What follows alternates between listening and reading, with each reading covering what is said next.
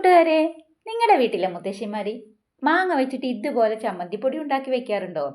മാസങ്ങളോളം ഇരിക്കുന്ന നല്ല ടേസ്റ്റുള്ള ഒരു ചമ്മന്തിപ്പൊടി.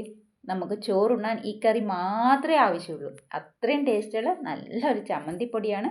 അപ്പം നിങ്ങളുടെ വീട്ടിൽ ആരും ഉണ്ടാക്കി തന്നില്ലെങ്കിൽ ഒന്ന് കണ്ടു നോക്കൂ.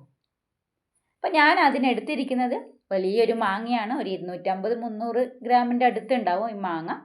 അപ്പോൾ അതിൻ്റെ തോലൊന്നും നമുക്ക് ചെത്തിക്കളയേണ്ട ആവശ്യമില്ല. നല്ലപോലെ കഴുകി വൃത്തിയാക്കിയിട്ട് നല്ലപോലെ മൂക്കാത്ത മാങ്ങയായിരിക്കണം കേട്ടോ. കൂടുതൽ മൂക്കാനും പാടില്ല, അതേപോലെ ഓവറായിട്ട് ഇതിന് പുളിയും പാടില്ല. അങ്ങനെയുള്ള മാങ്ങ എടുക്കുന്നതായിരിക്കും നല്ലത്. ആ തോലി ഒന്ന് കട്ടിയുള്ള മാങ്ങ എടുക്കുകയാണെങ്കിൽ ഒന്നുകൂടെ നല്ലതാണ്. അപ്പോൾ നമുക്കിത് നല്ലപോലെ ഒന്ന് അരിഞ്ഞെടുക്കാം. മാങ്ങ വെച്ചിട്ട് മാത്രമല്ല ചമ്മന്തിപ്പൊടി ഉണ്ടാക്കാറ്. നമ്മുടെ മുത്തശ്ശിമാരൊക്കെ നമുക്ക് ഉഴുന്ന്, ചെമ്മീൻ, ഉണക്ക ചെമ്മീനൊക്കെ വെച്ചിട്ട് ചമ്മന്തിപ്പൊടി ഉണ്ടാക്കി തരാറുണ്ടല്ലേ. മുളക് വെച്ചിട്ട്, നമ്മൾ വറ്റൽ മുളക് വെച്ചിട്ടൊക്കെ ചമ്മന്തിപ്പൊടി ഉണ്ടാക്കിയ ഭയങ്കര ടേസ്റ്റാണ്. അതേപോലെ തന്നെയാണ് ഈ മാങ്ങ വെച്ചിട്ടുള്ള ചമ്മന്തിപ്പൊടിയും വളരെ ടേസ്റ്റാണ്. കുറേ നാൾ നമുക്ക് കേടാവാതിരിക്കും. പുറം രാജ്യത്തൊക്കെ ജോലി ചെയ്യുന്നവർക്കൊക്കെ കൊടുത്തുവിടാനൊക്കെ പറ്റിയ ഒന്നാണ് കേട്ടോ ഈ മാങ്ങ വെച്ചിട്ടുള്ള ചമ്മന്തിപ്പൊടി. നമ്മൾ ചെമ്മീനും തേങ്ങയൊക്കെ വെച്ചിട്ടുള്ള ചമ്മന്തിപ്പൊടിയൊക്കെ ഉണ്ടാക്കാറുണ്ടല്ലോ, അതേപോലെ തന്നെയാണ് ഇത്. ഉണ്ടാക്കി വെച്ചാൽ നമുക്ക് ഒത്തിരി നാൾ കേടാവാതിരിക്കുകയും ചെയ്യും. നമുക്ക് ഫ്രിഡ്ജിലൊന്നും വെക്കേണ്ട ആവശ്യമില്ല. അത് ഫ്രിഡ്ജിൽ വെക്കാതെ തന്നെ നമുക്ക് നമ്മുടെ അടുക്കളകളിലൊക്കെ വെച്ചിട്ട് നമുക്കിത് ഉപയോഗിക്കാവുന്നതേ ഉള്ളൂ. ഒരു സ്പൂണ് മതി നമുക്ക് ചോറ് കഴിക്കാൻ വേണ്ടിയിട്ട്. അപ്പോൾ ഞാനിതെല്ലാം അരിഞ്ഞെടുത്തിട്ടുണ്ട്. ഇതിന് വെളിച്ചെണ്ണയാണ്. ഒരു പാത്രത്തിലേക്ക് വെളിച്ചെണ്ണ ഒഴിച്ച് കൊടുത്തിട്ടുണ്ട്. എന്നിട്ട് നമുക്ക് കുറച്ച് വറ്റൽമുളക് നിങ്ങളുടെ എരിവിനനുസരിച്ച് ചേർത്ത് കൊടുക്കാവുന്നതാണ്. ചമ്മന്തിപ്പൊടി ഉണ്ടാക്കുമ്പോൾ പൊതുവേ നമ്മൾ മുളകിൻ്റെ ആ എരിവൊന്ന് നമുക്ക് മുന്നിൽ നിൽക്കണം. അപ്പോഴാണ് ആ ടേസ്റ്റ് ഒന്ന് നല്ലപോലെ കിട്ടുക. അപ്പോൾ ഞാനിത് നല്ലപോലെ ഒന്ന് വറുത്ത് കോരിയെടുക്കുന്നുണ്ട്. അപ്പോൾ കൂടുതൽ നമ്മൾ കരിച്ചെടുക്കേണ്ട ആവശ്യമൊന്നുമില്ല. ഇതുപോലെ ഒന്ന് വറുത്തെടുത്താൽ മതി.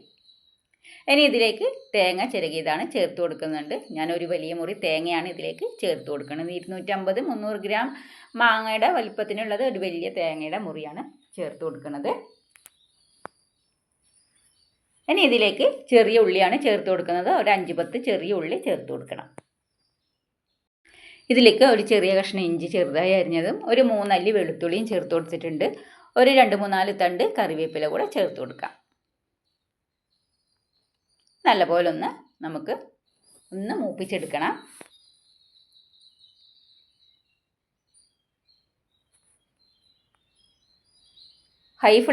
ആദ്യം ഹൈ ഫ്ലെയിമിൽ വെച്ചിട്ട് തന്നെ നമുക്കിതൊന്ന് മൂപ്പിച്ചെടുക്കാം. ഇത് ഏകദേശം ആയിട്ടുണ്ട്. ഒന്നുകൂടി നമുക്കിത് ആയിക്കിട്ടാനുണ്ട്.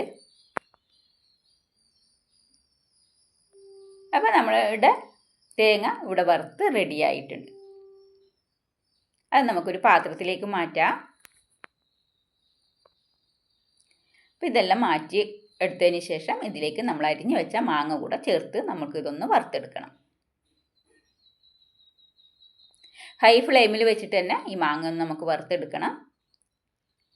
ഇതിലുള്ള വെള്ളമൊക്കെ ഒന്ന് തുടച്ച് കളഞ്ഞതിന് ശേഷം മാത്രമാണ് നമ്മൾ മാങ്ങ വറുക്കാൻ ഉപയോഗിക്കാൻ പാടുള്ളൂ. ഇല്ല എങ്കിൽ നിങ്ങൾക്ക് ഒരു അരമണിക്കൂർ ഒന്ന് വെയിലത്ത് വെച്ചിട്ട് ഇത് വറുത്തെടുത്താലും മതി.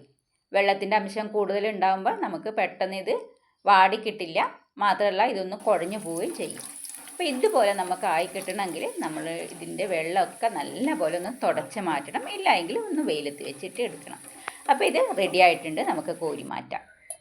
അപ്പോൾ ഇത് എല്ലാം ഞാൻ ചൂടാറാൻ വെച്ചതാണ്. അപ്പോൾ നല്ലപോലെ ഒന്ന് ചൂടാറിയതിന് ശേഷം നമുക്കിതൊന്ന് പൊടിച്ചെടുക്കണം.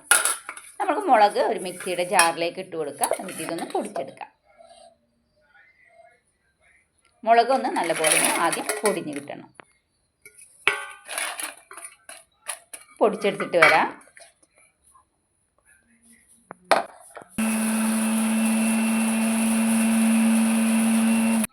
മുളക് പൊടിച്ചെടുത്തിട്ടുണ്ട്. ഇനി നമ്മൾ വറുത്ത് വെച്ച തേങ്ങ ഇതിലേക്ക് ചേർത്ത് കൊടുക്കാം. ഇത്രയും പൊടിഞ്ഞ് കിട്ടിയാൽ മതി. ഇനി നമ്മളിപ്പോൾ തേങ്ങയും മാങ്ങയൊക്കെ ചേർക്കുമ്പോൾ അതിന് പാകത്തിനുള്ള പൊടിഞ്ഞ് വരും.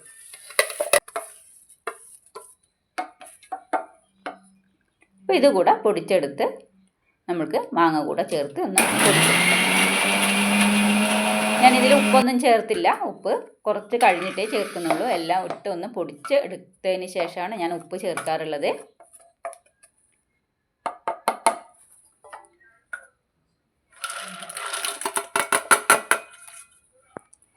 ഇത് കൂടെ ചേർത്ത് നമുക്ക് ഒന്ന് ക്രഷ് ചെയ്തെടുത്തിട്ട് വരാം. ഇപ്പോൾ ക്രഷ് ചെയ്തെടുത്തിട്ടുണ്ട് നല്ലപോലെ. ഇനി നമുക്കിത് ഉപ്പ് ചേർത്ത് കൊടുക്കാം. ഞാൻ കുറച്ച് കല്ലുപ്പാണ് ചേർത്ത് കൊടുക്കുന്നത്. ഇനി നല്ലപോലെ ഒന്ന് പൊടിച്ചെടുക്കാം. അപ്പോൾ അതാ ഇവിടെ നമ്മുടെ മാങ്ങ ചമ്മന്തിപ്പൊടി റെഡി ആയിട്ടുണ്ട്. വളരെ പെട്ടെന്നും അതേപോലെ നല്ല ടേസ്റ്റുള്ള ഈ ചമ്മന്തിപ്പൊടി എല്ലാവരും ഒന്ന് ട്രൈ ചെയ്ത് നോക്കും. ഒത്തിരി നാൾ നിങ്ങൾക്ക് കേടാവാതിരിക്കുകയും ചെയ്യും.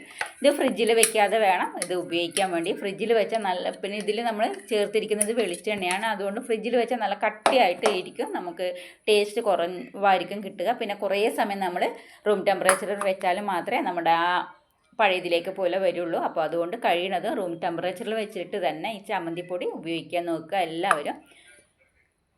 നമുക്കിതൊരു നല്ലൊരു കണ്ടെയ്നറിൽ സൂക്ഷിച്ച് വെക്കാവുന്നതാണ്. നമ്മുടെ ആവശ്യത്തിനനുസരിച്ചിട്ട് നമുക്കിത് എടുത്ത് ഉപയോഗിക്കാം. അപ്പോൾ എല്ലാവരും ഒന്ന് ട്രൈ ചെയ്ത് നോക്കുക കേട്ടോ ഈ ചമ്മന്തിപ്പൊടി. ഈ വീഡിയോ ഇഷ്ടപ്പെടുകയാണെങ്കിൽ ഒന്ന് ലൈക്ക് ചെയ്യുക. സബ്സ്ക്രൈബ് ചെയ്യാതെയാണ് എൻ്റെ വീഡിയോ ഇതുവരെ കണ്ടിട്ടുള്ളത് എങ്കിൽ ഒന്ന് സബ്സ്ക്രൈബ് ചെയ്ത് സപ്പോർട്ട് ചെയ്യാനും മറക്കരുത് കേട്ടോ.